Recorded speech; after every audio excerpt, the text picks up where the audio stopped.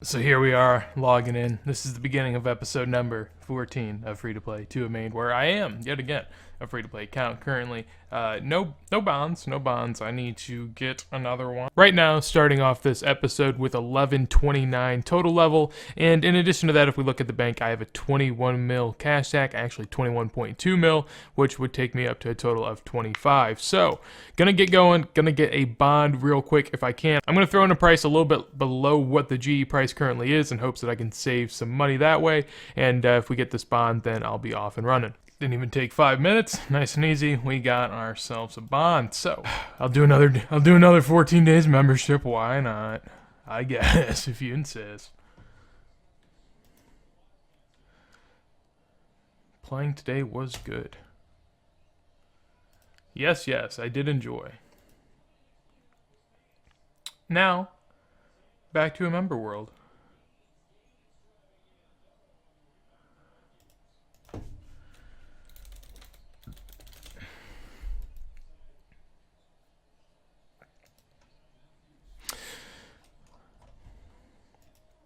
Feels like a whole new world. By the way, I have Entity Hider on.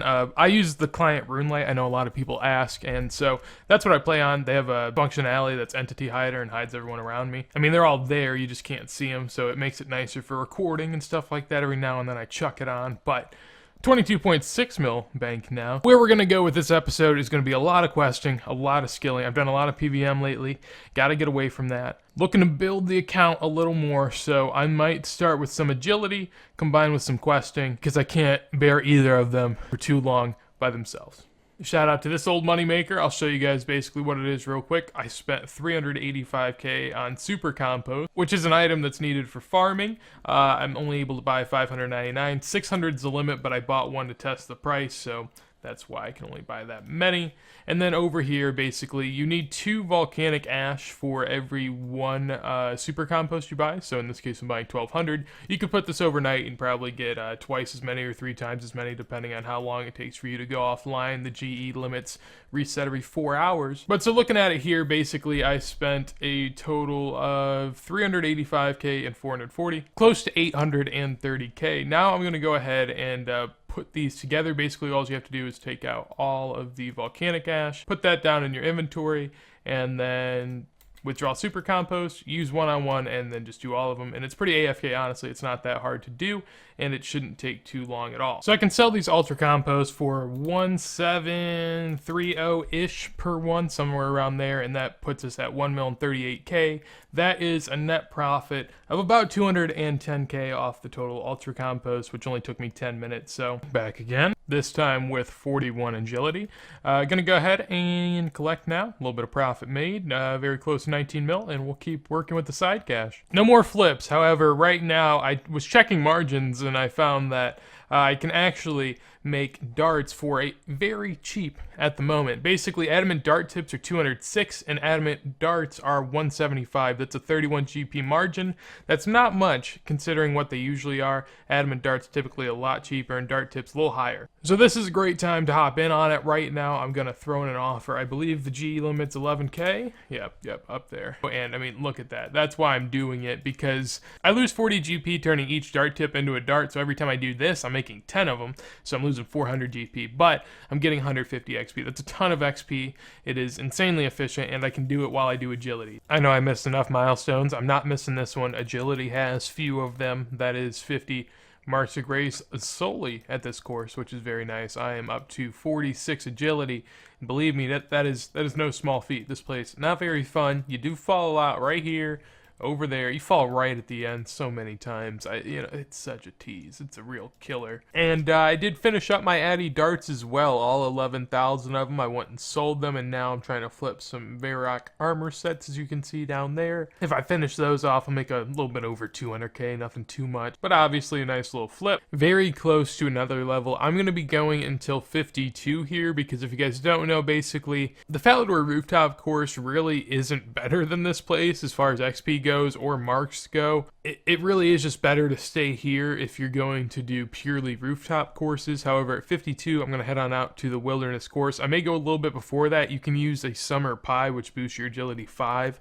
So maybe at 50, I'll go out there and just eat those every now and then so I can do that course. But yeah, that's the plan right now, closing in on 47. I'll be aiming for about 50 and then I'll go out there. And yeah, that's a big boost in marks considering I only had 20 before that. My defense here, dart tips just fly by so quick that it, I get caught up in it just a little bit. But that is 73. It's the last level I'm going to get for a little bit. I may continue to do some agility. I'm so close to 47. I should just go get it and get 50, but I mean, honestly, I stopped playing for like half a day after I did that agility. It's so bad, man. So low level agility is just rough, but I'll be back here in a second. I'm flipping some granite hammers at the moment, but not really making all too much. I instead want to go and get on a quest grind. Maybe grab ourselves a lovely dragon scimitar, since now I've just been using the Vigor's chain mace. I don't mean to spoil anything for you, but I am in the middle of Monkey Madness. I'm about half an hour through the hour and 15-minute quest guide. As always, shout out to Slayer Music, my dude. Looking at a flip that I got, I'm buying some Irid Seeds just because of these farming contracts that come out. I mean, a lot of Irid Seeds in the game. If I buy them cheap, who knows? Along with that, Varrock armor sets that I was able to make about $1 mil on. As we can see, I sold them for 11 mil and 59k, and I bought them for 10 mil and 85k. So I did have the initial armor set that I insta-bought for that price that I ended up selling them all for, and then I tried to sell it. So I bought it 16k below med, and then I tried to sell it for 10% below med, and I just could not. So I decided that'd be a good buying point. I then used that as my buying price, and I bought my GE limit. Really that simple. Made myself a nice little mill there, and gonna get back on into the quest. So a 1 hour quest that maybe took me closer to 2 after, making like another 500k flipping some Varrock armor sets and for getting some stuff in the bank. It accounts for a little bit of time here and there, but this should be the Monkey Madness quest done. 3 quest points, Monkey Madness completed. That is 119 quest points. Getting on up there, and I will, because I'm efficient. I'm going to pick up those diamonds because that's GP.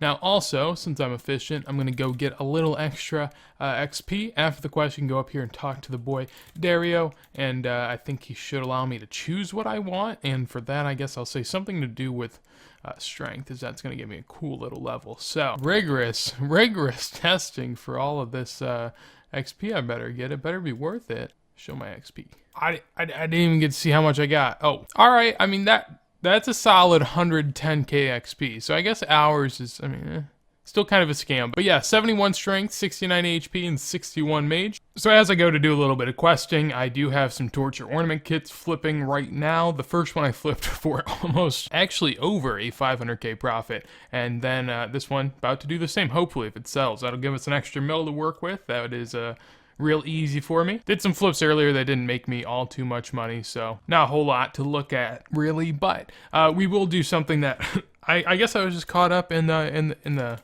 process of completing the quest, but I never did actually purchase and or equip a dragon scimitar after I did Monkey Madness. So there it is. I'm going to go now on a little questing adventure with this. Here we go. Time to make a little bit of money, hopefully. That is 11,000 adamant dart tips. This guy said he was buying 11,000 of them for 2.5 mil, and I just bought them for 2.36.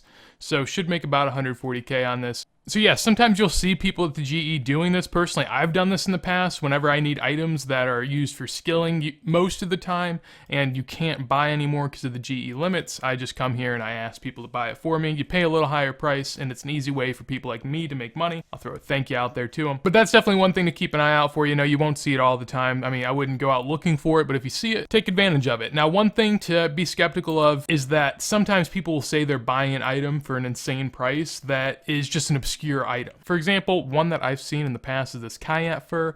Basically, these are items that have no actively traded price, and they have a really high buy limit. What they want you to do is they want you to basically be their flip.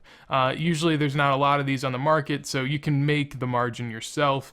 I know it sounds kind of crazy, but if you just buy up enough of this stuff and sell up enough of this stuff, there's just not enough on the market. You can pretty much price fix it to where these things will be like 4k per one, and then you'll tell people, I'm buying them for 8k. So if I go and then buy that person, say 1,000 of these at 4K a pop, he's not going to actually pay me the 8 mil. He's just gonna be happy that I bought that many of them for such a high price, and then I probably can only turn around and sell it for like 1,500. So it's an easy way to lose a lot of money if you're not careful, but I mean, as long as it's an item commonly traded, you should be fine. I planned on not recording every quest that I complete at this point, but that is 33 thieving. My God, man. Rarely do I catch levels, so if I know I'm going to, you know, may as well throw that recorder on. This is going to be the end of Creature of Frankenstein. Actually, I have to pickpocket him. There we go. 2 quest points. Ring of Chaos, which will save us, I guess, some money, theoretically. And 34 thieving. Hello, Mr. Expert. Look at my stone tablet. Look what I found. Be shocked. Be in awe. 15.3k mining. Yeah, 50 mining. Goddamn. 2 mining levels, an herb lore level. That's sick. All right. I'm pretty hyped about that. Didn't know I was getting all that kind of XP, but I'll take it.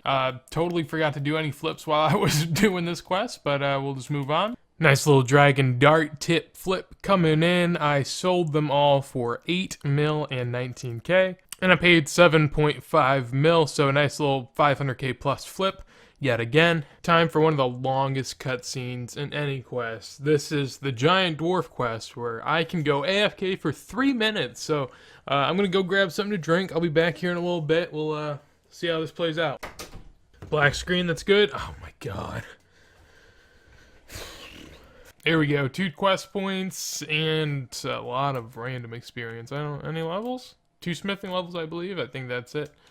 Indeed. Off we go. That is 128 quest points. Getting greener by the day. And this is going to be the end of Elemental Workshop 1, getting me even more smithing levels up to 35. Along with that, I got 55 crafting right there. Ooh, Slayer Helms and Dragonstones, my God. Nice little achievement there. The Slayer Mask coming in, and 35 smithing, as I said before.